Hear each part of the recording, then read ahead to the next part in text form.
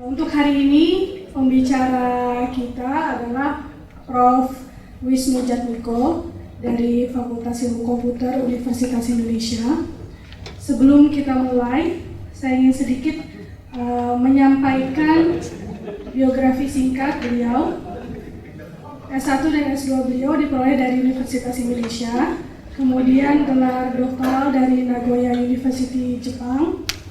Untuk pengalaman riset beliau ini luar biasa ya, dari tahun 2009 sampai 2016 ada lebih dari 25 research grants dan 100 international publications, sebagian besar indeks by Scopus, Google Scholar, kemudian ada 12 buku dan 9 copyrights. Di tahun 2015 beliau mendapatkan gelar pemenang Habibie Award untuk kategori engineering. Kemudian di tahun 2014 menerima award sebagai research ambassador dari Kemenristek Dikti. Oke, tanpa perlu berpanjang lebar, kita langsung mulai materi guest lecture hari ini. Topiknya adalah Artificial Intelligence and Robotics. Kepada Prof. Wisnu, kami persilakan.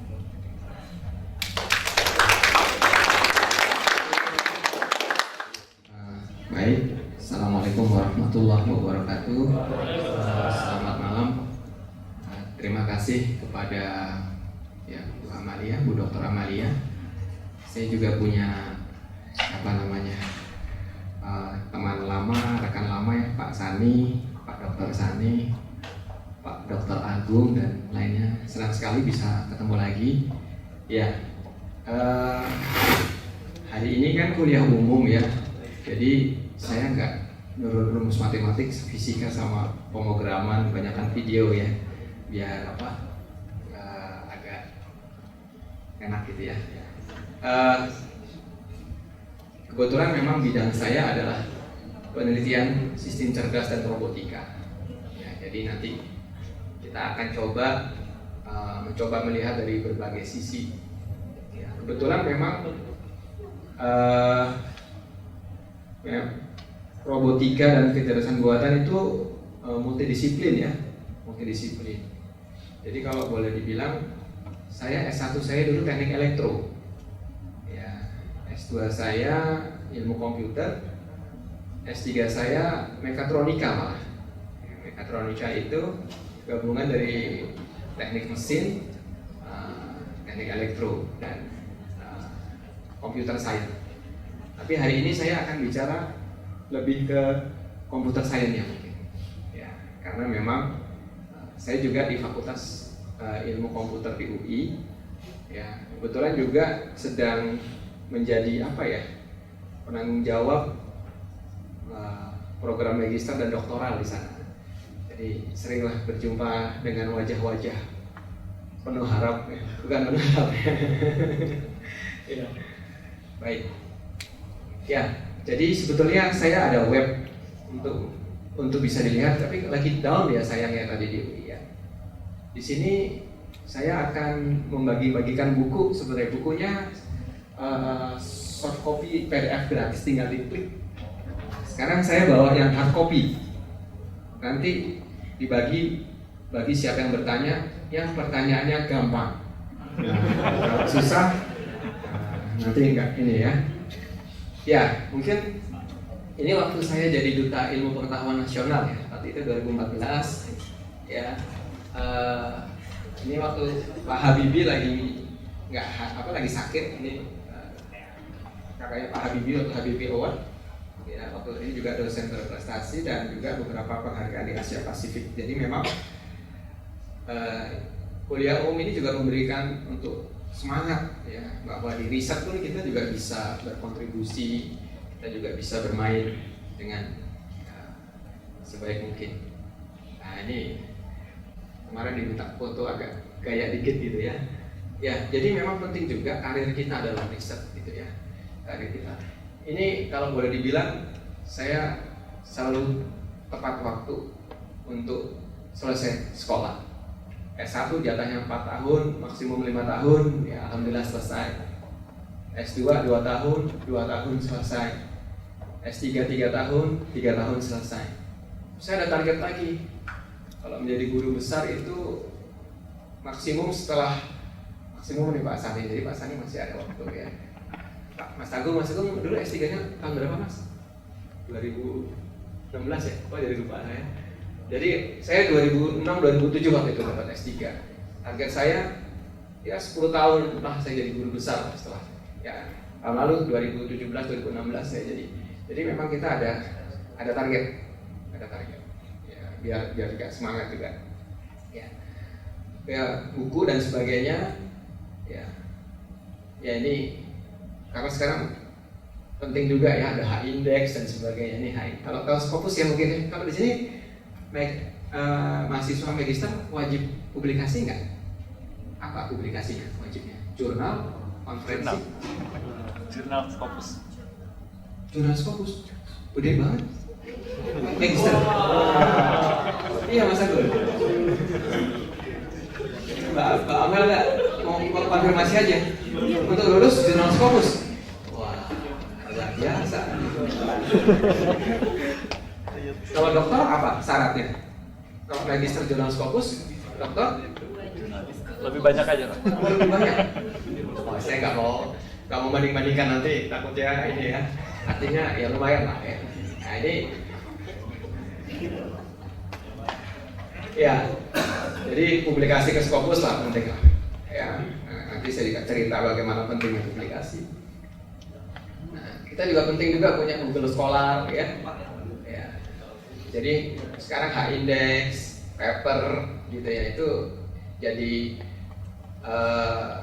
kalau kita ini ilmuwan ataupun researcher itu lihat aja, mohon maaf searching aja H-indexnya berapa, punya publikasi di jurnal terimpact paper berapa dan sebagainya. Sekarang semua keterbukaan, ya jadi mudah kita lihat, ya dan sebagainya. Nah, ini Sinta, tapi belum update ya lumayan lah kemarin ya. Kalau di UI masih 10 besar, di nasional 50 besar nih, tapi nggak terupdate ya. Jadi untuk dapat hibah, untuk survive itu perlu juga. Nah, ini mungkin videonya saya mau tunjukkan beberapa hasil bisa di.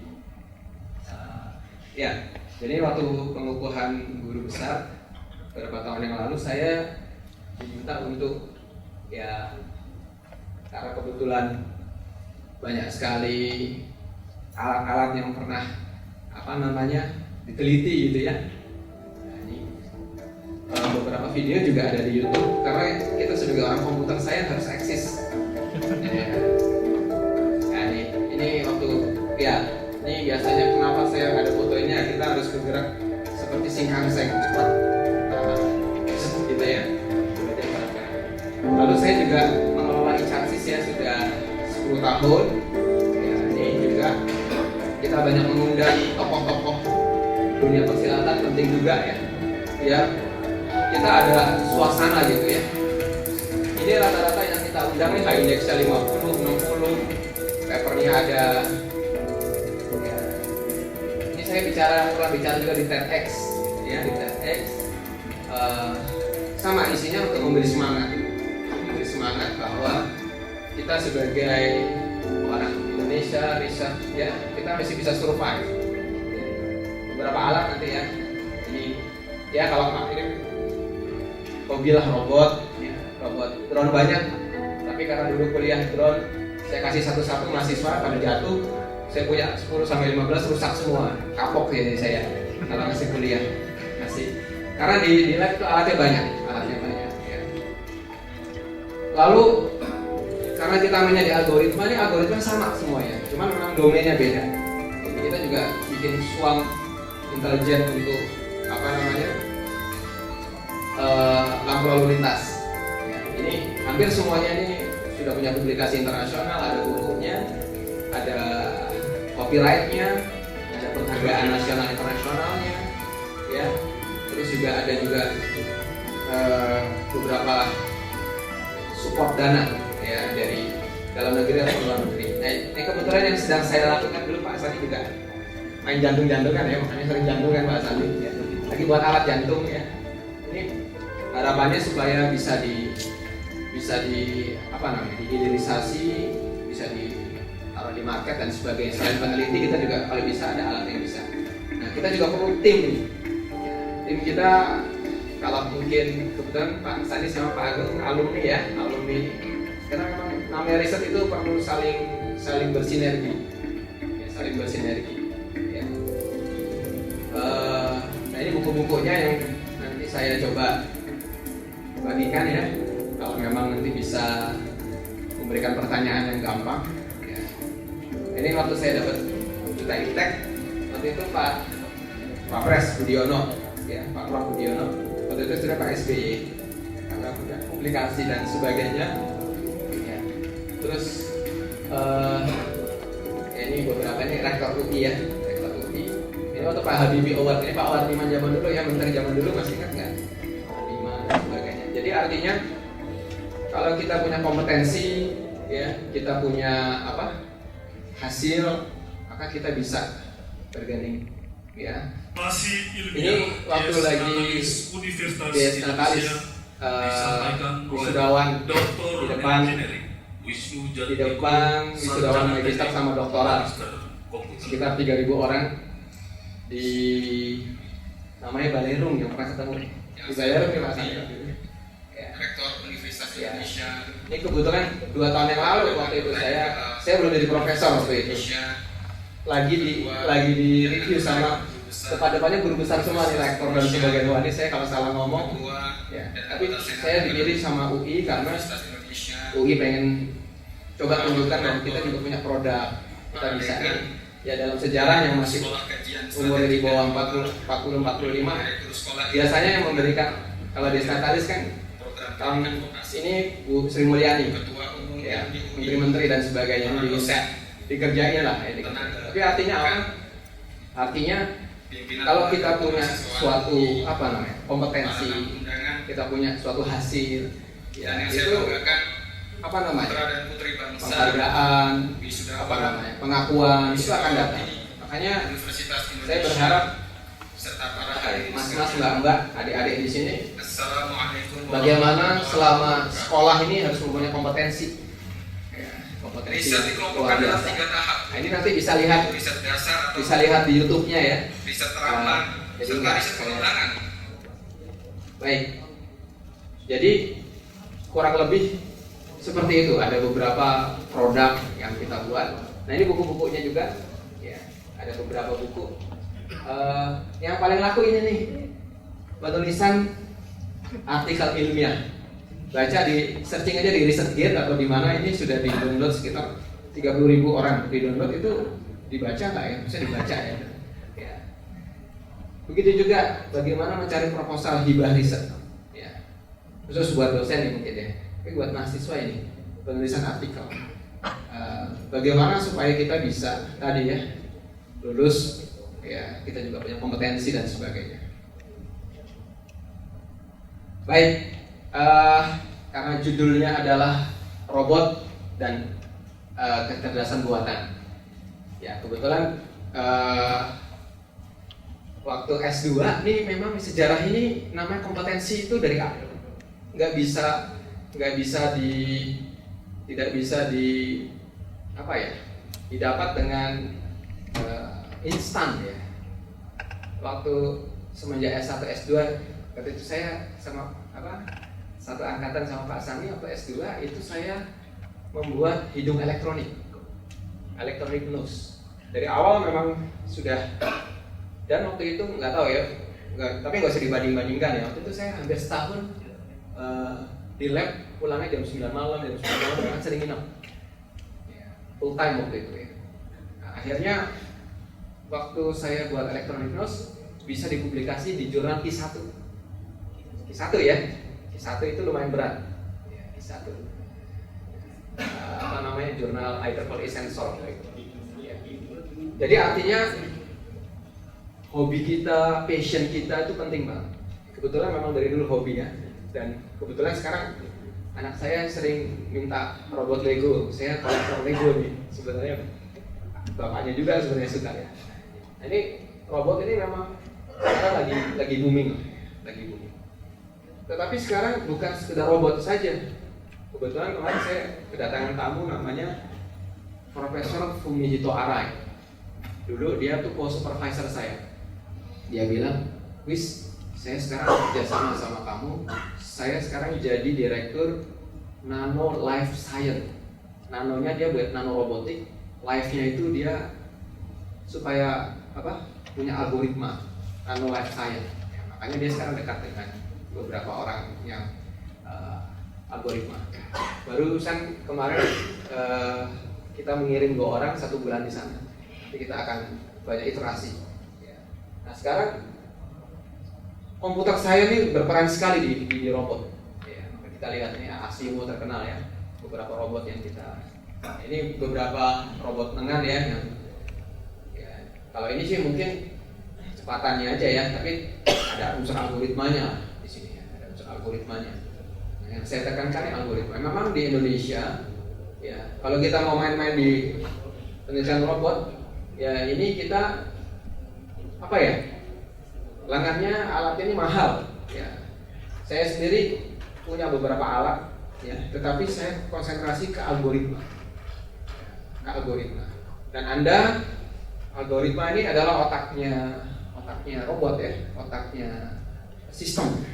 Jadi itu ya, selain kalau kita bisa membuat algoritma biaya yang murah, tetapi sangat mahal kalau sudah jadi dan integrated. Kurang lebih robot yang ada image processing-nya, ya, ada artificial intelligence-nya dan sebagainya. Ya. Ini juga bisa diklik yang ini. Nah, ini terkenal ini. Pernah dengar kan? Ini robot ya, bukan orang lagi berdua. Ini robot ini. Ini robot yang buat stabilan. Ya. Namanya Big Dog. Ada namanya Little Dog kalau mau. Ya. Ini versi daratnya. Ada juga versi drone-nya. Ini algoritma keseimbangannya ini sekali. Ya. Lagunya kok begini sih Mas Grafika? Ini diklik aja deh biar lagunya. Nah ini juga. Nah ini Anda kalau melihat robot yang terpikir apa yang terpikir? Di balik itu tuh banyak sekali apa ya? Algoritma di balik itu. Algoritma di balik itu. Walaupun memang ya gerakannya masih, tahu nggak kenapa gerakannya masih begini ya? Karena memang sulit sekali ya meniru keseimbangan manusia tuh ya. Jadi kalau Anda jalan itu titik keseimbangannya berubah kan? Dia jalannya begitu. Itu pun juga open problem. Jadi kalau contohnya kalau orang berdiri itu kan dua kaki itu keseimbangannya susah. Makanya bayi itu kalau baru lahir dia baru setahun kemudian baru bisa berdiri. Beda dengan, mohon maaf, binatang berkaki 4 1 jam kemudian langsung bisa berdiri. Karena keseimbangan kaki 2 ini nih perlu ada tambahan algoritmanya, tambahan titik keseimbangannya dan sebagainya. Dan orang masih open problem sampai sekarang. Jalannya robot, ataupun juga interaksinya NLP-nya dan sebagainya. Jadi banyak sekali nanti yang bisa kita elaborasi ya dalam algoritma yang kita buat. Ya, ini definisi robot.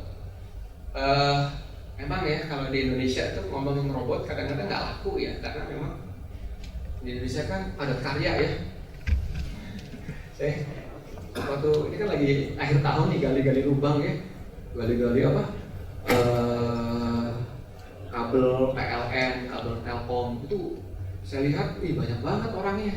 Ya, tapi memang di Indonesia memang padat karya sih, makanya saya banyak musuhnya juga nih kalau untuk robot nih. Tapi akhirnya saya agak switch sedikit, karena kalau terlalu robotik nanti saya robot yang kesehatan.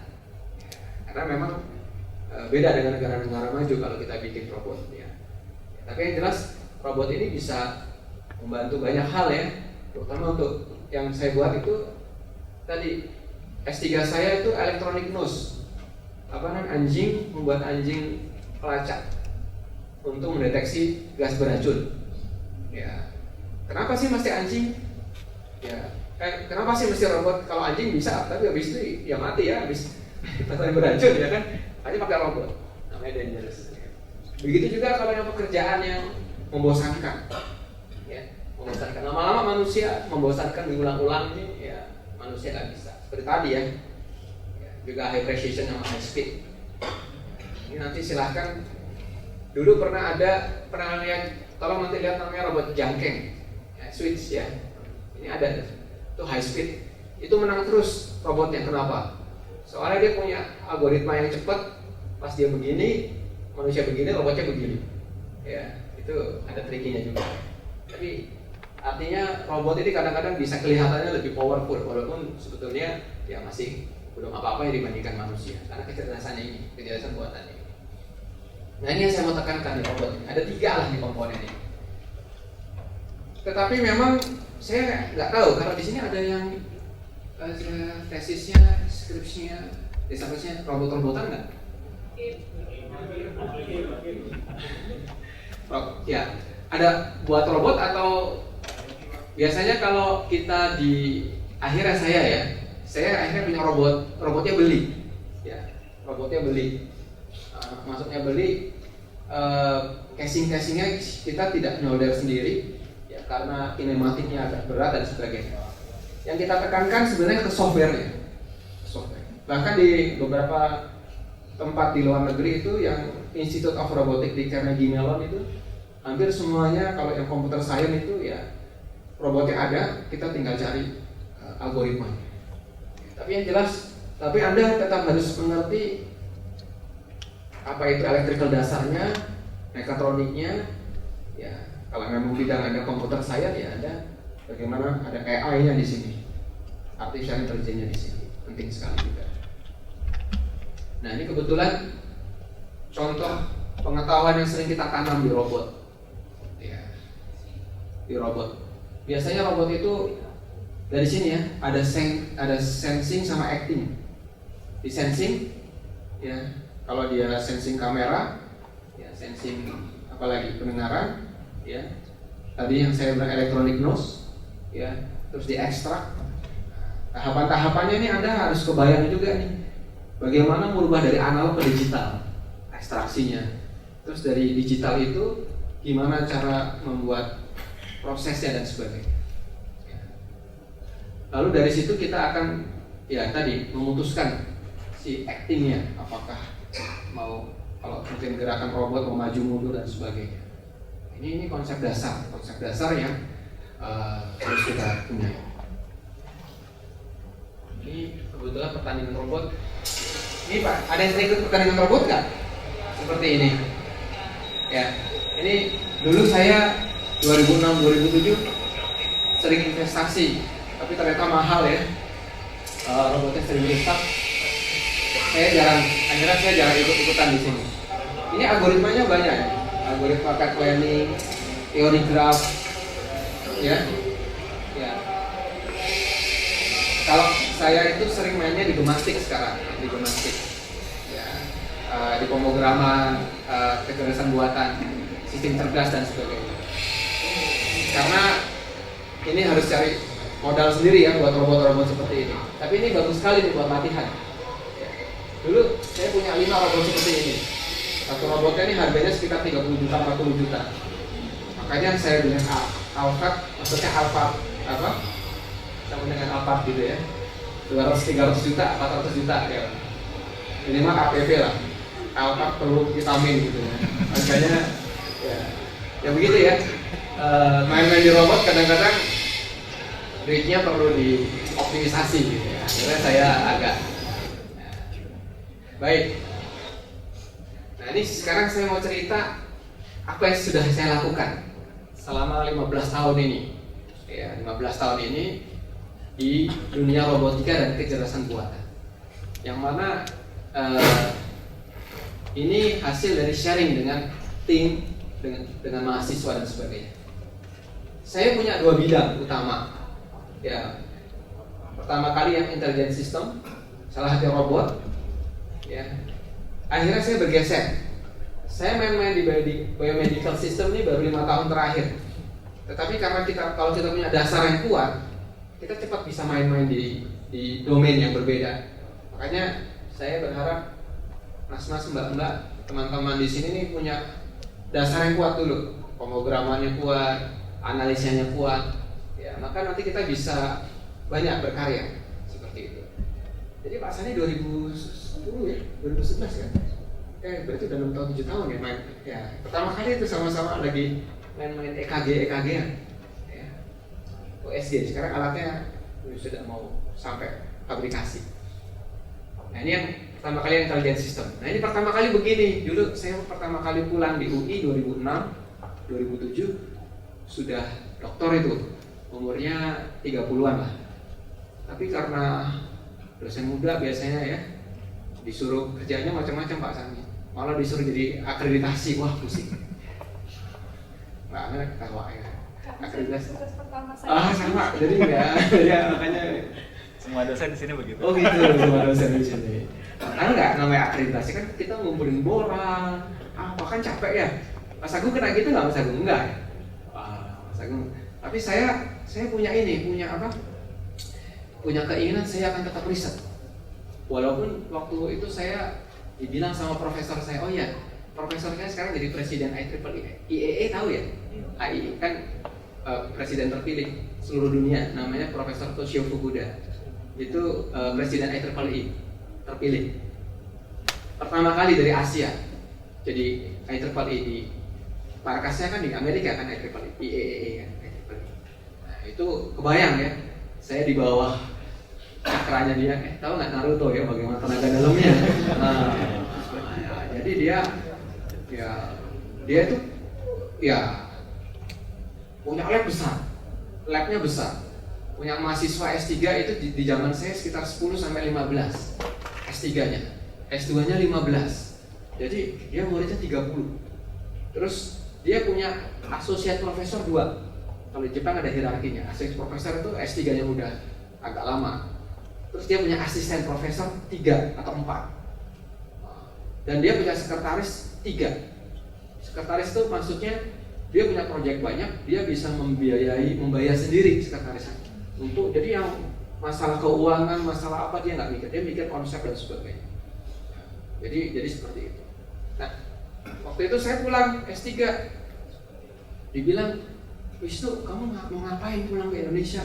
Palingan jadi tugas akreditasi, direkam ya. Jadi ngomongnya hati-hati ya. Maksudnya, saya akhirnya saya berpikir, tapi saya harus survive. Makanya pertama kali ya ini saya buat hanya pakai kamera, hitung-hitung. Saya nggak main di robot dulu karena duitnya nggak ada. Saya harus cari apa? Algoritma dulu. Ini hibah riset pertama saya. Ya. Nah ini mungkin videonya. Yang ini bisa diklik Mas. Nah, nggak apa-apa paralel diklik. Nah ini kan nggak pakai duit ya. Yang penting kita ada ide, ada map. Nah ini pertama kali buat sebelumnya. Waktu pulang pertama kali saya cuma dapat satu ruangan kosong. Ya. Sekarang kalau ke 1231 kan ramai Pak. Ya. Pertama kali saya bingung nih. Nah, saya akhirnya punya hibah, ya. Terus saya punya asisten. Saya punya 2 asisten, 1 asisten suruh mengerjakan akreditasi. Boleh kan? Ya. Kan masalah kita kan asal kita bisa memanage kan. Akhirnya saya punya modal saya untuk berkarya. Ya, saya punya modal untuk berkarya, dapat dari hibah ini. Akhirnya juga ini untuk ngatur lalu lintas ya, ini ada sinkronisasi. Di balik ini ada algoritmanya macam-macam. Ada visualisasinya dan sebagainya. Ini video 5 tahun 10 tahun yang lalu. Sekarang udah ada yang lebih maju lagi. Ya. Nah ini contohnya yang sekarang saya sedang bikin smart city buat. Ini contohnya kita mau ngitung kendaraan, kecepatan, kategorisasi, ya, pakai beberapa algoritma. Saya nggak tahu Mas Agung trackingnya udah selesai belum buat motor, kan lagi mau ngitung motor ya. Motor karena kan manuvernya macam-macam ya. Susah motor. Ini kita sudah buat, bahkan pakai deep learning Pak Sani, Nvidia kita juga lagi ini nyoba ini, ya. Kita mau buat nanti CCTV. Kita kerjasama sama Smart City, sama TMC Polda, ya, Smart City, CCTV yang ada di sini kan baru cuma CCTV-nya kan, belum ada analisanya kan. Nah, ini minimal kita bisa menghitung kendaraan, velocity-nya, sehingga kita tahu kepadatannya dan sebagainya. Ini kalau di siang hari gampang. Masalahnya kita harus menggunakan alat yang murah, tetapi bisa beradaptasi. Itu namanya riset. Ya, kalau alat yang mahal, itu biasanya mudah operasi. Alat yang sederhana, kita buat jadi canggih. Itu namanya riset. Menambah added value. Saya hanya pakai CCTV juga. Kalau malam gimana caranya? Kita akal-akalin. Kalau ngitung mobil berarti yang pasangannya 2 nih. 2 apa? Mobil 2. Ya kalau motor nanti belum. Ini beberapa ya. Kan kita ngitung kecepatan motor, mobilnya dan sebagainya. Jadi sudah bisa. Nah, ini kita switch behavior, ditambah lagi dan sebagainya. Nah, ini beberapa algoritma yang kita buat, ya. Yang sebenarnya algoritmanya itu hampir sama dengan waktu algoritma saya tanam di robot Swarm waktu itu. Jadi ada hubungannya juga. Tapi dengan modal saya nggak keluar uang dulu, main-mainnya di simulasi dulu, biar saya punya modal dulu buat robot. Kan begitu ya, namanya optimisasi. Nah ini kira-kira ini yang lebih canggih lagi nih ya. Ini diklik mas videonya. Oh, udah. Ya. Ini prediksi pakai big data. Ini masuk ke jurnal Q1 Pak Sani. Ke jurnal namanya Knowledge Based System, Impact Factor 4. Ya, hari Wibisono nih. Namanya O semua ya. Wibisono, Jatmiko, Harjono, Mursanto. Artinya nggak ada Naruto-nya. Maksudnya orang dalam negeri semua. Ya, kadang-kadang kita punya publikasi karena ada teman dari luar negerinya kan. Ini produksi dalam negeri. Kita bisa masuk ke jurnal top. Kita buat simulasinya, algoritmanya dari awal tadi kita coba mengembangkan. Saya nggak cerita algoritmanya ya, videonya. Pusing kan dia mau algoritma nanti dulu ya. Yang penting lihat videonya dulu bahwa kita bisa implementasi, ya. Bisa masuk ke jurnalnya, bisa copyright-nya, bisa membuat bukunya, ya. Dengan tadi kalau memang belum ada modalnya, buat dulu. Nah sekarang ini agak detailnya tapi. Nah sekarang saya udah punya duit, saya udah punya uang. Tahun 2009 saya udah punya uang untuk buat robot. Kan begitu ya. Satu robot tadi harganya karena ini agak bagus saya beli bawahnya nih mainan tank. Ya, ini mainan tapi saya pakai tank-tank yang mahal. Ya, tapi atasnya saya buat beberapa extended sensor dan di dalamnya banyak algoritmanya. Ini satu robot ini harganya 25 sampai 30. Ya, karena saya cari beberapa software yang hardware yang canggih-canggih. Saya punya 5. Ya, 5 atau 6. Ya. Nah, ini setelah udah punya uang. Ya. Nah, akhirnya kita bisa proving juga ya bahwa kita bisa main di hardware, di software. Karena begini, kalau kita bisa main di integrated system, menggabungkan menjadi sistem yang jadi, itu nilainya lebih mahal lagi. Jadi kalau kita punya keahlian di 2 angle, ya, 3 angle, ya, namanya multidisiplin itu lebih ini. Tapi yang dalam gitu ya, dalam. Ada yang dalam ya. Jadi ini saya menggabungkan. Saya sering ditanya, kenapa kok masih bisa survive? Karena saya bisa menggabungkan hardware dan software. Dan satu lagi, nggak cuma itu, saya ada ide, cari ide. Ide itu mahal. Ya, kan biasanya orang sudah habis S3 langsung malas teliti ya, Mas. Saya gitu enggak ya. Nah, biasanya habis selesai S3 udah capek gitu ya, tapi saya enggak, saya mau coba. Ya itu soalnya saya punya tadi Hashirama Sen OKG pertama itu Toshio Fukuda itu nanya mulu, papernya berapa wis? Saya sering ditanya, papernya berapa gitu kan. Dia punya paper 2000 dia. Dia punya paper 2000. Dia udah jadi presiden IEEE kemarin waktu jadi keynote speaker. Dia kumpulkan semua murid-murid yang sudah jadi profesor. Ya, dia adu-adu juga saya. Ini profesor dari Indonesia nih.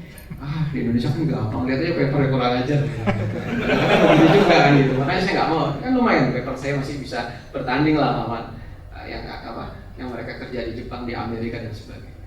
Gak apa-apa, kadang-kadang itu ya Pak Sani perlu pecut juga Pak Sani. Nah, Pak Sani biar jadi Pak Sani ya. Mahasiswanya ya harusnya ya. Mahasiswanya nih. Scopus ya. Scopus ya. Memang udah ada yang lulus. Scopus jurnal banyak. udah ada berapa orang ya Scopus yang syarat Scopus jurnalnya? Ada beberapa Oh, ada beberapa ya. Ada beberapa. Udah pernah nulis konferensi aja udah pernah belum? Oh, ya. Gak apa-apa. Di target yang tinggi biar cakranya bisa ini ya melewati. Itu kan baru tuning exam. Wah, sekarang alumni Jepang. Jadi saya dulu dikerjain sama asisten-asisten di bawahnya. Mas, kalau mau bisa bahasa Jepang nonton nih dulu apa Samurai X, Kenshin. Akhirnya kebablasan, Naruto dan sebagainya. Tahu jagoan-jagoannya. Akhirnya kembali lagi ke sini ya. Setelah punya modal, kita lebih bisa berkreasi. Ya, yang ini diklik juga mas, paralel. Ya. Ini S3 saya waktu lagi membuat. Ini masuk ke jurnal yang Q1 ya. Jurnal namanya Computational Intelligence Magazine. Di balik ini ada algoritma yang namanya Chart Swarm. Idenya adalah ini ada robotnya ini ada gaya tolak penolak dan ada gaya tarik menarik. Dimodelkan matematiknya ada. Dari rumus kira-kira lebah. Lebah itu kan ada ratunya. Ratunya itu kan antara ratu dengan ratu yang lain tidak pernah mau ini kan, ada tolak menolaknya. Sehingga tapi pekerjaannya bisa pindah-pindah. Nah, itu dimodelkan dengan matematik. Ini juga lumayan nih. Saya S3 saya nggak buat alat. Setelah saya punya uang, ini saya baru implementasi di Indonesia dengan alat ini. Jadi artinya impact-nya besar, impact-nya jadinya double. Kita punya algoritma, punya alat, punya sistem. Ya. Kebayang ya? Jadi ini bertahap. Anda kan sekarang magister, target pertama ya tadi jurnal. Nanti mungkin terserah mau jadi apa, mau jadi apa, tapi ada target.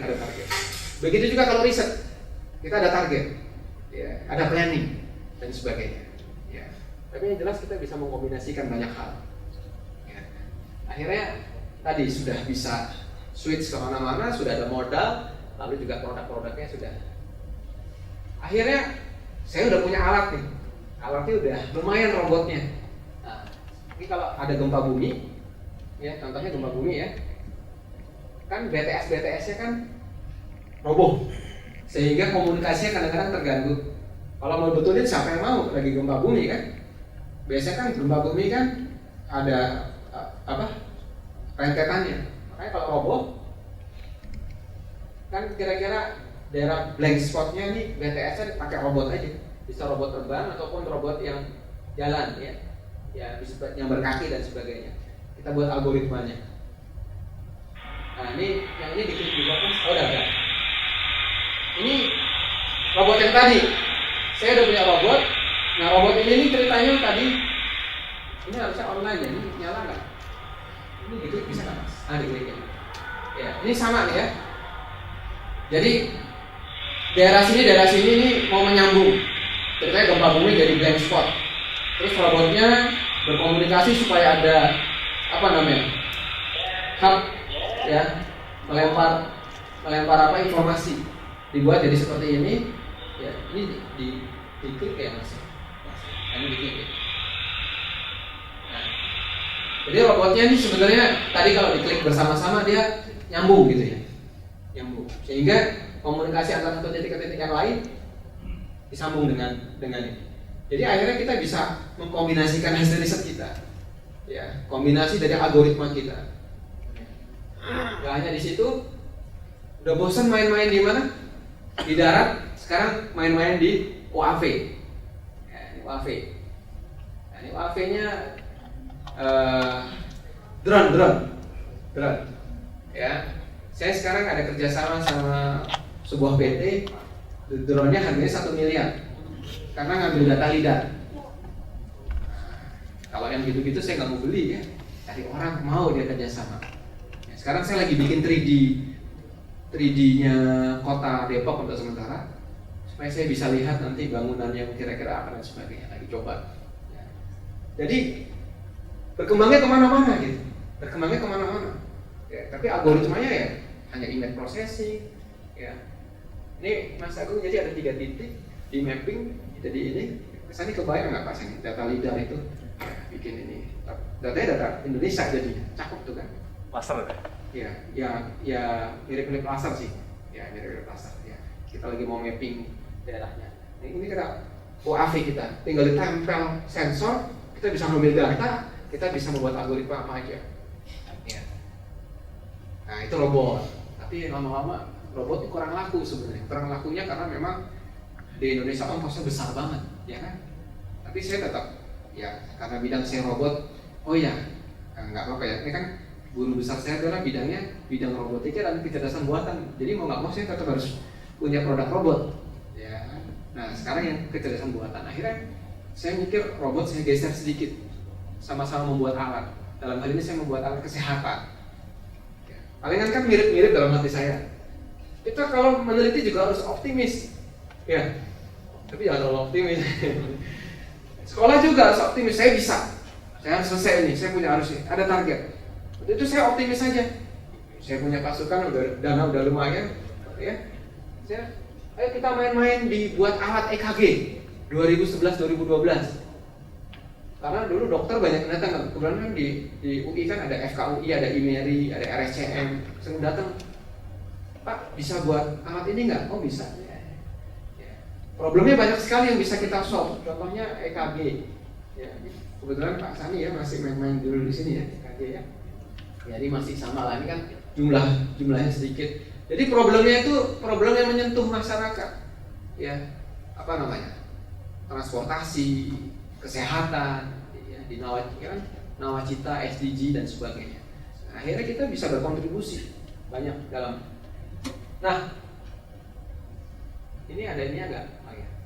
Jadi gara-gara belajar EKG, gara-gara buat alat EKG terpaksa belajar denyut jantung. Waduh, kita manggilin dokter-dokter untuk presentasi. Kalau kita belajar kan pusing ya. Biasanya kalau dokter itu kan kalau mereka presentasi mereka udah nyiapin. Sama saya ini presentasi ini kerjaan saya puluhan tahun kan. Jadi Anda bisa kebayang bagaimana cara. Jadi sering-sering dengar lecture seperti ini ya, general lecture kadang-kadang membuat kita nambah wawasan. Saya itu setiap minggu itu mengundang khusus namanya seminar Raboan. Ya, orang-orang yang ahli jantung, karena waktu lagi ahli jantung kita panggil semua tuh, tolong dong terangin kita tuh sinyal jantung gimana dan sebagainya. Akhirnya kita belajar nih, sama-sama belajar nih. Oh ternyata ada ritmenya, PQRST dan sebagainya. Ya, masih ingat Pak? ya sama-sama belajar. Akhirnya, oh ternyata bisa jadi algoritma. Ya kita bikin, akhirnya jadi di alatnya. Alatnya untuk mendeteksi kelainan jantung. Ya, kita lihat polanya. Dengan percaya diri, tapi kita punya kompetensi kalau kita riset. Kita banyak membaca, punya keahlian dan sebagainya. Ini mungkin ini alatnya, ya, hardware-nya. Ya, ini versi pertama, versi kedua. Sekarang sudah versi kecil. Walaupun kalau di Indonesia kita main-main hardware kita kalah ya. Karena diproduksi di Eropa dan Jepang, di Cina, di Taiwan itu cepat sekali. Tapi saya ada bedanya, saya main-main di algoritma. Alatnya udah jadi yang kecil sekarang. Ya, 12 bit walaupun kita mentok di namanya uji izin edar. Izin edarnya susah. Ya, lagi iterasi kita izin edar. Ya, sama uji produk. Nah, ini diklik semuanya Mas. Yang ini. Ini garisnya hijau. ada suaranya. Mas Graf, diklik dulu Mas. Ya, ini beberapa alat contohnya ya. Ini ada rahasianya Mas Graf lagi apa? Ini Mas Grafika nih saya. Nah ini alat-alat yang EKG-nya, ya semuanya makin ini karena monitoring ya. Ini alat EKG kan yang mahal itu kan sistem integrasinya kan. Alatnya mungkin murah, tapi pas lagi dipasang karena kita bukan yang buat, kita dipotong SDK-nya. Kita nggak bakal bisa bikin developernya, betul nggak? Yang susah kan? Ya, mana mau si vendor bikin SDK, membuka SDK-nya. Kalau kita nggak bisa buat dari awal gitu ya kita nggak bakal bisa. Dulu saya pernah kerja di data komunikasi Philips waktu itu. Waktu itu kan saya lulus S1, saya sempat kerja di data komunikasi bikin router, bukan bikin router apa? Cuman masang doang, masang router. Waktu itu bikin online waktu itu Bang apa sih? Danaman waktu masih ada waktu Bang Danaman. Mau bikin 1000 koneksi ATM. Ya, waktu itu routing dan sebagainya. Waktu itu kita pakai Philips router. Ternyata Philips bilang kita nggak bisa support waktu itu TCP/IP tapi frame relay zaman dulu ya. Jadi kita mau bikin IP over frame relay. Ternyata dia nggak bisa support. Ada protokolnya nggak bisa ini dan tersandung sama hardware-nya. Apa kerjaan kita? Karena kita nggak ngerti hardware-nya, kita bengong 3 bulan nunggu update dari dia. Kebayang nggak nanti? Nah, Anda ini kan bukan user. Saya selalu menekankan, kita ini developer. Kita developer. Kita buat alat itu. Kita ngerti dan sebagainya. Itulah riset. Makanya kalau riset kita agak lemah, ya kita hanya sebagai pengguna terus. Nah, karena saya bisa bikin alatnya dan sebagainya, saya kebayang nanti algoritma yang di belakangnya. Hanya diklik Mas. Ya, ini waktu video kita dapat Asia Pacific Award waktu itu, Apikta. Ya, ini alatnya masih waktu yang 5 tahun yang lalu, 6 tahun yang lalu, kita kerja sama dokter RFCM, ya ada verifikasinya. Nah, ini nggak disensor ya. Ini alatnya. Ya, terus selain alatnya kita bikin softwarenya, ya. Ada nanti aplikasi simulationnya, ya, versi apa, ya smartphone dan sebagainya, ya yang bisa kita gunakan untuk mendeteksi kelainan jantung di awal, ya, sehingga nanti orang yang kelainan jantung itu kan yang paling bahaya itu kan yang di awal-awalnya. Kalau treatmentnya salah bisa menjadi problem kan. Ini bisa sangat membantu nih. Ahli jantung tuh jarang banget ini tadi kan. Akhirnya kita berhasil nih EKG, dikasih duit juga untuk bikin sampai jadi sekarang dikasih konsorsium Insinas sampai bingung kita nih, terus disuruh TRL berapa. Tapi saya mentok ya di Indonesia kan kadang-kadang mentoknya di pas lagi kita ke industri. Standarisasi kesehatan di Indonesia karena belum pernah ada yang dari produk Indonesia, mereka bingung ngasih standarnya, disuruh ngurus sendiri. Ya, tapi nggak apa-apa. Nah, ngurus sendirinya tuh masalahnya suruh bikin alat dan sebagainya, ngukur sendiri itu yang agak mahal. Saya agak pending, saya lihat kantong saya juga, saya ya jangan ngomong terlalu banyak juga ya untuk buat. Nah, EKG bisa nekat bikin USG, lo harus nekat. Saya sekarang bikin USG. Tadi EKG udah bisa kan, udah mau jadi. Sekarang nekat bikin USG. USG penting juga. Ya, kalau di Indonesia kan jarang sekali ibu-ibu yang di USG ya. Kalau di Jepang itu wajib dipanggilin tuh sebulan sekali wajib. Di Indonesia kan padahal kelainan bayinya itu kemungkinan besar sekali kalau nggak dideteksi. Karena sekali elus-elus yang mungkin sudah ibu-ibu ya yang udah punya itu sekali dielus-elus sama dokter tuh 1.500.000 gitu kan. Katanya lebih baik buat beli susu dan sebagainya. Karena apa? Karena alatnya juga mahal. Jadi biayanya mahal. Ya. Kalau kita bisa bikin alatnya. Akhirnya saya nekat nih bikin alat nih. Nah, ini kan backgroundnya aja. Tapi saya mentok dibikin apa? Waktu bikin sensornya, oke. Kalau kita mentok, kita cari alat yang ada SDK-nya, kita main-main di software-nya dulu. Sekarang ya kita perlu kerjasama sama orang untuk buat ini. Jadi kita juga nggak putus asa, ya.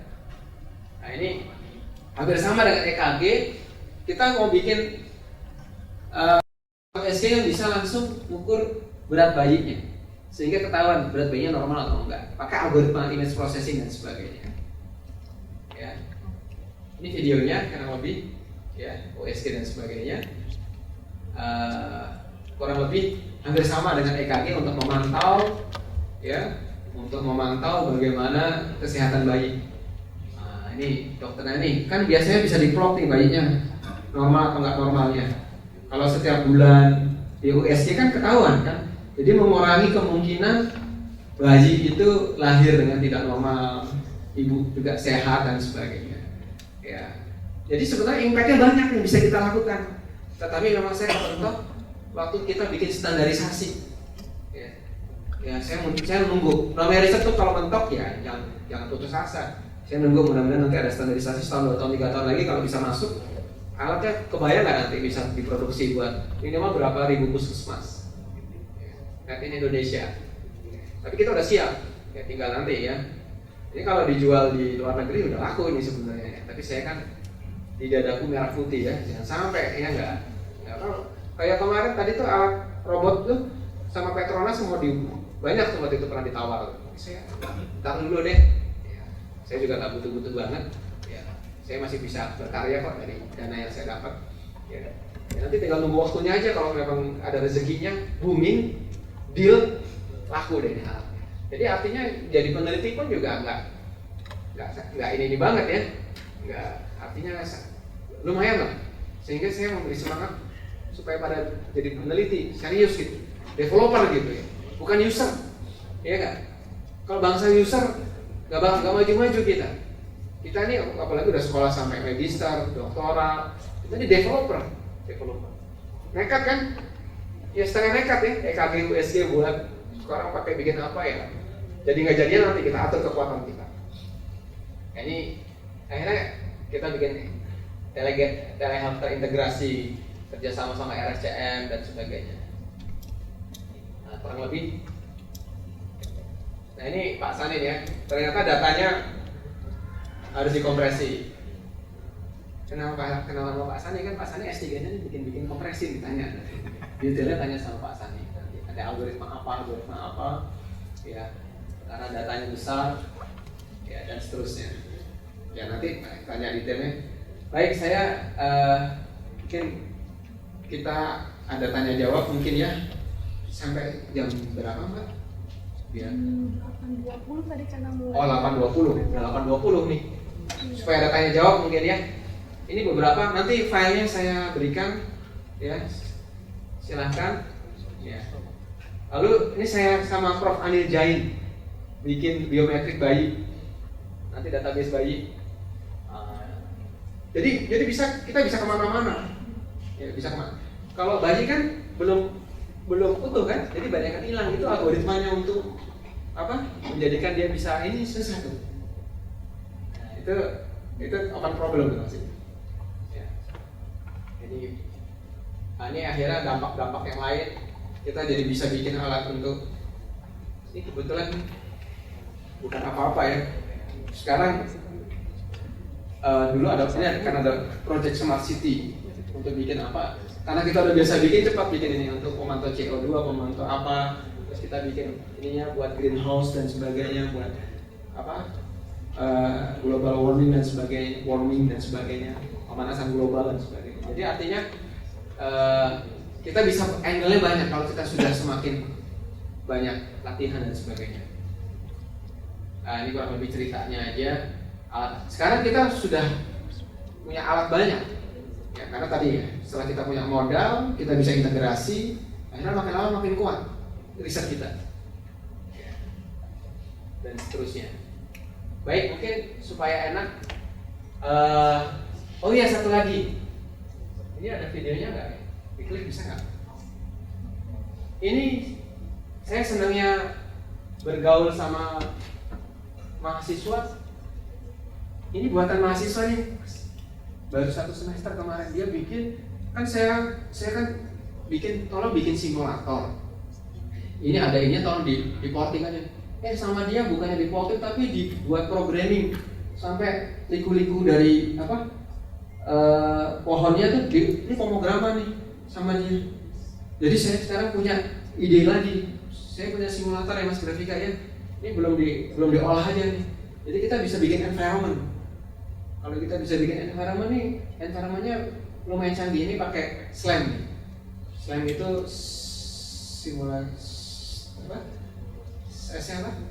simultaneous. L-nya localization and mapping. Ya. Tapi ini saya juga lagi main-main di sini karena saya menemukan mahasiswa yang mau nginep, mahasiswa yang mau ini dikasih yang begini, udah ngerjain. Katanya, saya senang banget Pak. Senang, yang stres juga banyak ya. Nah, intermezzo ya. Akhirnya saya banyak ide-ide yang bisa kita lakukan. Ya, baik. Karena waktunya, nanti kita mungkin kalau ada 5 menit 10 menit tanya jawab ya. Dan saya janji tidak ada matematik, fisika dan sebagainya. Dan tadi siapa yang nanyanya mudah baru dapat buku ya. Baik, saya kembalikan ke Bu Dr. Amalia. Terima kasih untuk Pak Wisnu, sangat menarik sekali topik-topik risetnya. Sekarang saya buka untuk mungkin dua penanya, Bapak. Satu kiri, satu kanan ya. Silakan Pak. Assalamualaikum warahmatullahi wabarakatuh. Terima kasih kesempatannya Bu Amalia. Pertanyaannya sesuai titipan Pak Prof, nggak susah jadi biar dapat buku Pak.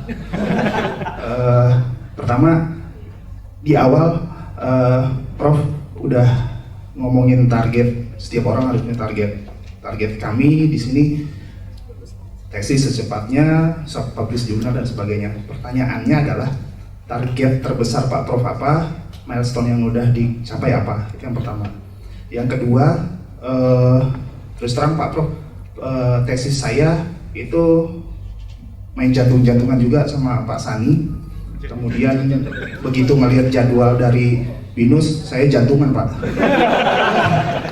Pertanyaannya adalah tips dan triknya gimana nih Pak?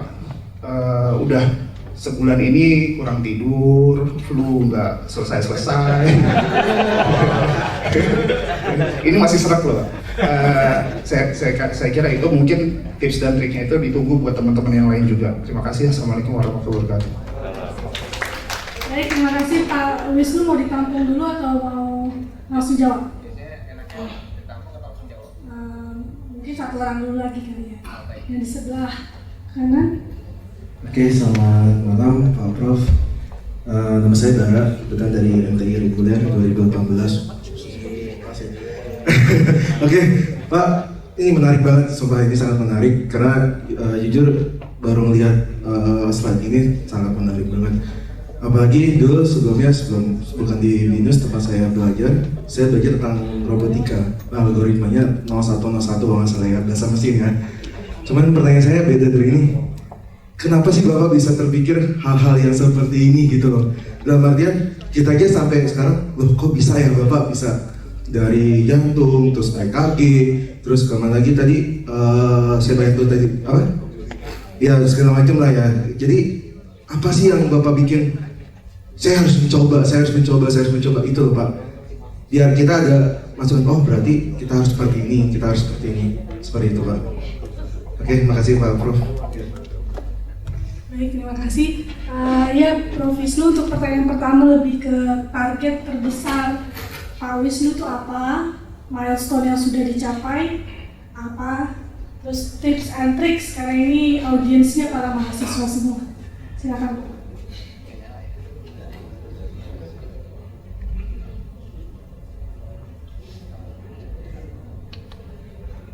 Wah, kok jantungan, kasihan nih Pak Sani, jangan digalak-galak Pak Sani. Ya, jadi gini, kadang-kadang orang itu perlu punya target. Ya, target ya.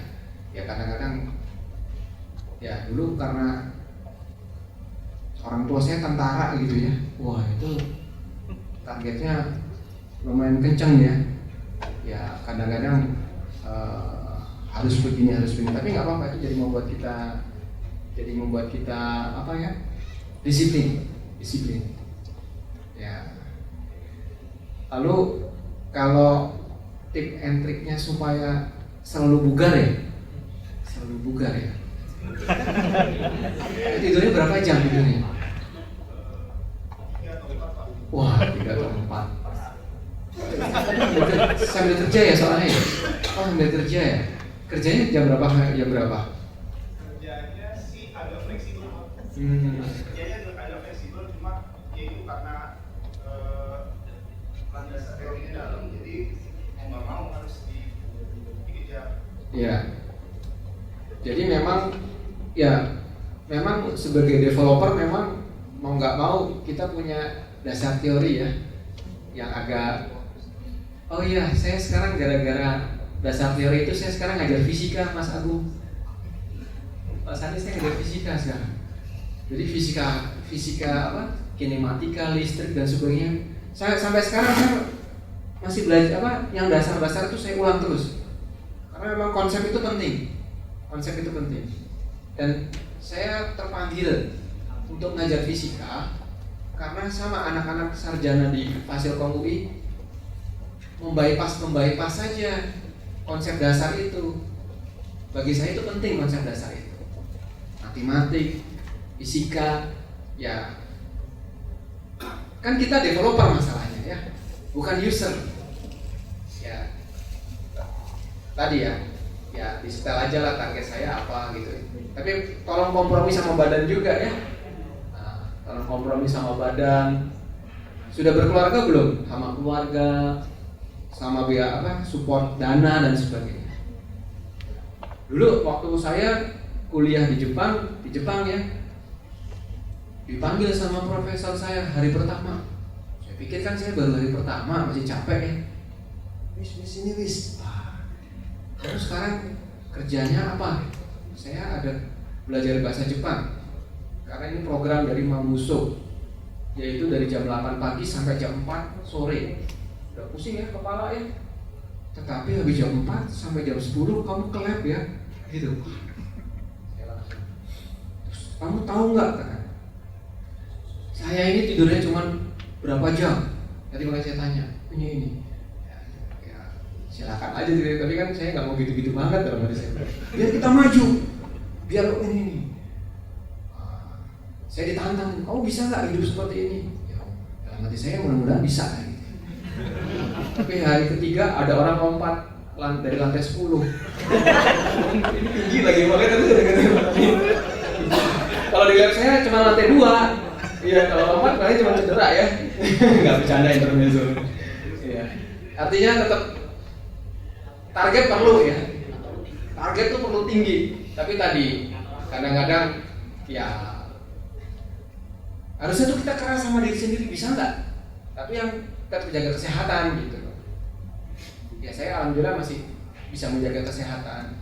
Dan memang pikirannya ya nggak banyak pikiran yang aneh-aneh lah. Maksudnya aneh-aneh tuh orang begitu aja langsung dimasukin hati, nggak perlu lah. Jadi yang dadanya lapang, kehidupan itu kan macam-macam ya. Problem di sekolah, problem di kantor, problem ini kita memanage dengan baik. Ini pertanyaannya susah nih, jadi nggak dapat buku nih. Oh dapat buku nggak? Ini kesalahan sama. Ya mas ya. Oh dapat buku ya. Nanti saya serahkan ke ini ya. Ya. Terus milestone-nya saya ya kadang-kadang saya itu kan karena pengen membahagiakan orang tua saya tuh memang. Pokoknya saya dulu orang tua saya kan lama di Amerika, tentara tapi lama di Amerika. Waktu itu lagi S3 tapi disuruh pulang karena tentara ngapain sih S3 katanya. Lalu bilang pokoknya saya pengen punya anak S3 yang ketemuan saya. Ya udah, niat berbakti sama orang tua. Alhamdulillah bisa. Di tengah jalan bilang juga, saya mau lihat anaknya sebelum ini pengen jadi profesor, pusing lagi, bisa lagi. Tapi tadi saya nggak ada target daripada nanti stres, ya. Tapi kalau memang ya sekarang nih namanya amanah ya, lulus selesai, udah mengeluarkan biaya, targetnya jurnal, yaitu cek. Diatur waktu sebaiknya, ya nggak stres. Ya, Pak Sandi juga jangan ini Pak Sandi. Terus yang berikutnya lagi ide-ide ya. Iya. Jadi ide itu memang mahal, Mas. Ya ide itu memang mahal dan ya karena jiwa kita jiwa developer sama petarung. Petarung itu gini ya. Saya itu suka pertandingan ya. Saya paling suka melihat pertandingan. Ya, saya kalau boleh dulu tuh saya pemain catur dulu. Waktu saya kelas 1 SD, seluruh guru di itu udah kalah semua. Sampai saya bingung nyari musuh. Saya sekolah di Tanah Abang itu, Percasi sama Utut Adianto. Zaman dulu banget. Saya sampai naik kendaraan tuh Pak Sani. Kelas 3 SD, 4 SD dari rumah saya ke Blok M, dari Blok M ke dekat Monas itu Tanah Abang, terus di Monas jalan kaki sebentar, itu Percasi ya. Kombinasi macam-macam. Tapi waktu itu saya ditantang lagi sama orang tua, kalau nggak jadi juara nasional lebih baik tidak ada juara 2 dalam hidup. Wah gitu. Waktu itu saya nggak juara, saya nggak boleh main catur waktu kelas 1 SMA. Terus pas saya pulang S3 waktu itu kan iseng-iseng saya 2006-2007 Udah lama tuh saya nggak main catur tuh, terus pada ada Dekan Cup. Pak main dong Pak. Enggak, ngabisin waktu saya bilang gitu. Main Pak. Oke, tapi jalannya jangan lama-lama ya, saya bilang begitu ya. Terus kalau saya ada keperluan saya tinggal sebentar. Saya juara 3 kali Dekan Cup berturut-turut, nggak ada musuhnya. Pokoknya saya masih ingat dulu kan kecil saya mau main catur. Pokoknya kalau kamu chess.com masih ada yang mau main catur nggak? Chess.com ada kan elo rating S. Kalau sebelum kamu 1800 atau 1900 jangan ke saya dulu, saya bilang gitu. Tapi saya udah pensiun ya. Tapi memang tadi ya, kita kadang-kadang punya jiwa petarung, jiwa pemain apa namanya, mau berani mencoba, membuat ide kreatif dan sebagainya. Ya, tapi sekarang saya ya karena saya dosen, saya harus ngajar, saya harus meneliti, mungkin bukan buat dosen-dosen di sini. Biasanya setiap awal semester tuh saya udah mikirin, karena saya udah agak senior ya walaupun ini, saya minta kuliahnya saya sesuai dengan permintaan saya. Lalu topiknya udah saya buat, saya bikin proposal, jadi desain-desain itu udah saya buat tuh Pak.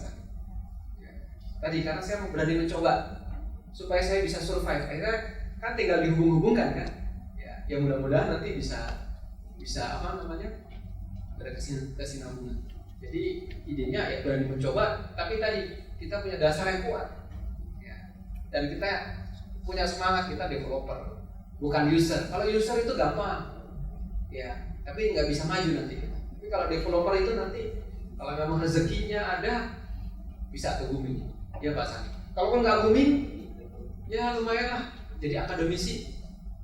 Ya Mas Agung ya, itu Profesor Fukuda itu papernya tadi 2000, sekarang jadi presiden IEEE, sekarang dia di hari tuanya cuma pindah-pindah jadi visiting profesor. Dia sekarang punya 3 di Beijing University.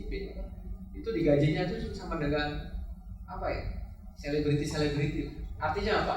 Artinya nggak kurang lah orang yang punya ide itu, dia akan survive. Ya, saya membuat dari semangat, memberikan semangat ya, supaya Mas Grafika senyum-senyum aja nih. Mas Grafika besok mau saya ajak ke Jepang nih. Tapi belum dapat undangan-undangan mau ke Profesor Fukuda ya, mau saya ini. Wis kenapa kamu bawa-bawa? Biar ada orang yang saya ini bantuin saya kalau lagi ini. Saya udah tua saya bilang gitu. Ya. Saya udah 40-an ke atas ya. Maksudnya kalau untuk bergadang, saya sekarang kurangin juga bergadang. Karena diatur juga waktunya. Kalau muda-muda mah tadi 4 jam mah nggak apa-apa ya. Gitu 4 jam, 5 jam, umum gitu ya. Tapi teratur, tidurnya juga teratur.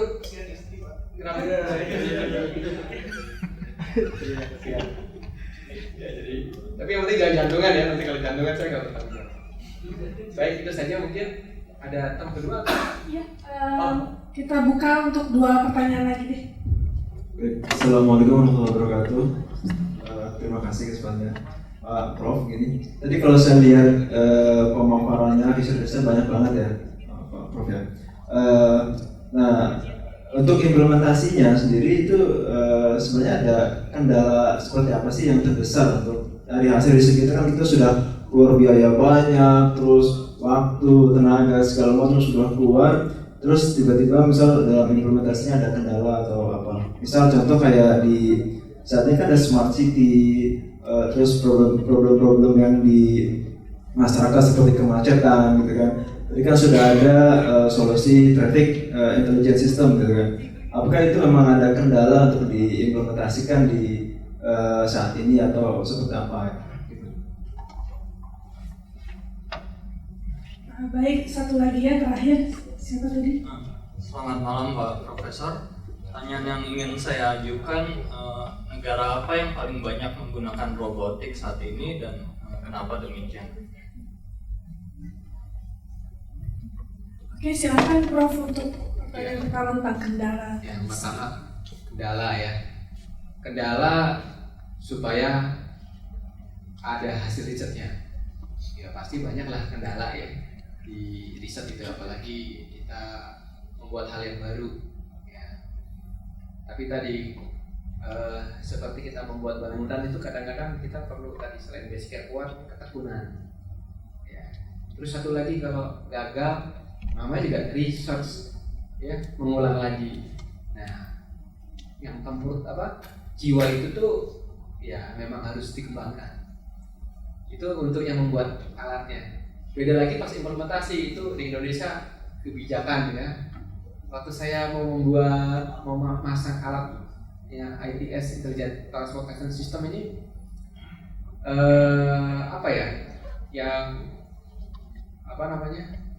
yang berkepentingan tuh apa ya namanya berkepentingan ya?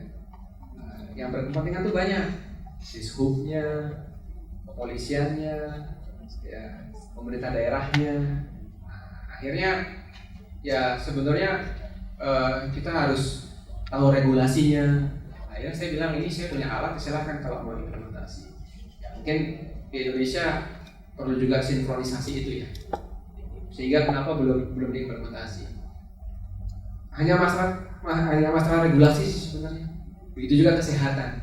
Kesehatan kan kalau mau memberi alat ini bisa dijual kan harus ada stempel standarisasinya.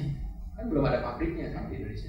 Makanya kita disuruh membuat sendiri. Itu juga adalah ya kendalanya tergantung ya. Makanya tadi dalam penelitian tuh ada namanya tingkat ini bisa jalan nggak? Yang level berapa ya? Mas Graf yang itu Mas. Yang ini nih ya. Namanya TRL. Kita harus tahu tingkat kita tuh di mana penelitian kita. Masing-masing tingkatnya ada kendalanya. Masing-masing tanya. Akhirnya kita membagi jadi 9 tingkat dalam penelitian. Namanya TRL itu tingkat kesiapterapan. Ya. Jadi kalau buat dasar teori ini biasanya TRL 1 sama TRL 3. Nah, ini kendalanya adalah bagaimana kita implementasi sama mencari algoritma baru. Kalau di sini kendalanya adalah prototype, ya, multidisiplinnya. Nah, kalau di sini kalau kita buat ke arah pasar, jadi ya masing tahapan-tahapan tuh pasti ada ininya. Ya, tapi tadi kita harus tahu medan, kita juga harus sabar dan sebagainya. Jadi nggak inilah. Kebayang ya? Ya semua orang hidup tuh pasti punya tahapan-tahapan. Orang anak kecil masalahnya ini, anak SMP masalahnya ini. Sama dalam riset juga seperti itu. Tapi kita harus tahu tahapan riset. Ya, tahapan riset itu seperti apa? Ya kita ini tahapan riset yang distandarisasi sama NASA sama Indonesia mengadaptasi hal ini. TRL namanya. Saya selalu komen dan sekarang DIKTI kan juga membagi 3 kan, dasar, terapan dan pengembangan. Dasar, terapan dan pengembangan. Itu 3 segmen itu kurang lebih. Dasar kalau meneliti dasar itu problemnya apa, terapan itu problemnya apa, pengembangan ke industri. Ya masing-masing ada segmen masalah. Mudah-mudahan terjawab ya. Untuk mahasiswa mungkin bagaimana membuat jurnal. Mungkin TRL 3, TRL 4. Silakan baca apa itu TRL 3, TRL 4. Terus yang kedua, negara mana ya? Negara mana? Ya sebenarnya negara yang hardware-nya murah sekali, sama negara yang engineer-nya banyak sekali. Negara yang engineer-nya banyak sekali itu Jepang, Korea, Cina, Taiwan. Nah, mungkin kalau di Eropa, Jerman.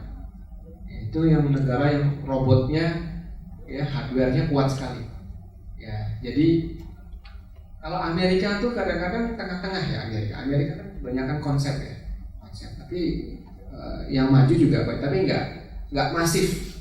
Ya, nanti kalau Mas atau Mbak di sini seperti kalau saya hidup di Jepang itu seperti surganya hardware sebenarnya. Murah semua, beli sensor, ya, beli apa dan sebagainya, tinggal apa.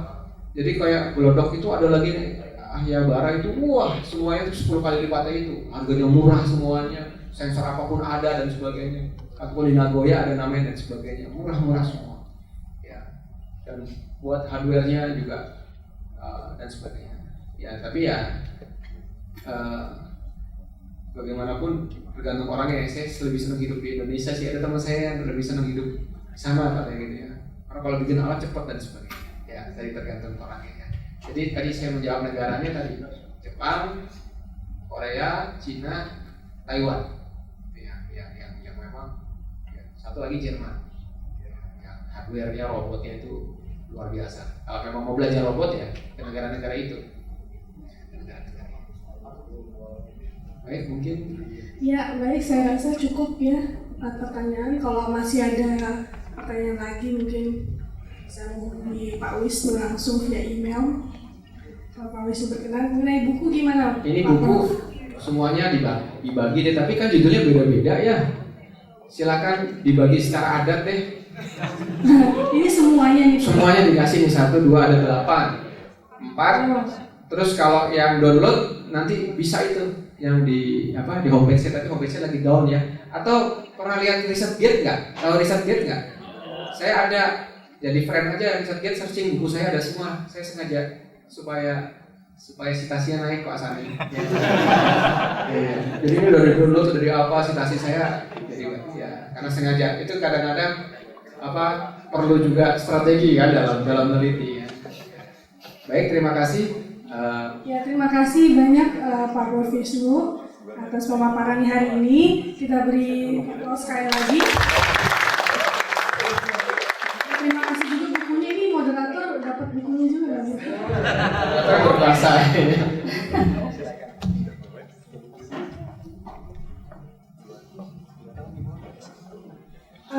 Ya baik Bapak Ibu sekalian, nanti materi hari ini akan di-share. Jadi kalau Bapak Ibu mau lihat kembali silakan. Share-nya saya tanya. Ya, jadi nanti filenya akan di-share di LMS, bisa di-download. Di YouTube juga ada, kalau mau subscribe channelnya Pak Wisnu, saya seperti Pak Wisnu, bisa lihat progres risetnya Pak Wisnu apa aja. Oke, sekian dari saya. Kita akhiri guest lecture hari ini. Terima kasih. Assalamualaikum warahmatullahi wabarakatuh.